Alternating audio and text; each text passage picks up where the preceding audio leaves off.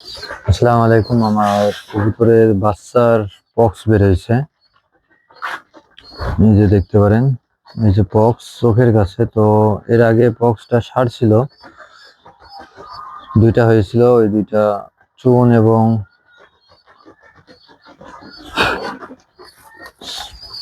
চুন দিয়ে এবং ওর সাথে পটাশ দিয়ে সারছিল ওইটা। এইগুলো চোখের কাছে হয়েছে, এর আগে একটা চোখের কাছে ছিল, এই জন্য ওইগুলো দিয়েছিলাম, তো ওটা চোখ নষ্ট হয়ে গেছিল। আর এগুলো চোখের কাছে আবার বের হয়েছে, এই জন্য এগুলো না দিয়ে এমনি ঘরোয়া পদ্ধতিতে এটা ট্রিটমেন্ট চলছে। কারণ চুন ক্ষারক জিনিস, ক্ষার জাতীয় পদার্থ, এটা দিলে চোখ নষ্ট হয়ে যায়। আমার একটা কবুতরের চোখ নষ্ট হয়ে গেছে চুন এবং পটাশের জন্য। তো সেই পদ্ধতি এবার প্রয়োগ না করে এবার একটু প্রাকৃতিক উপায়ে সেটা সারার জন্য চেষ্টা করছি।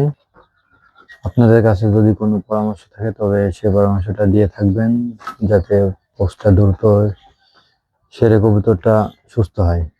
তো সকলে ভালো থাকবেন। আসসালামু আলাইকুম।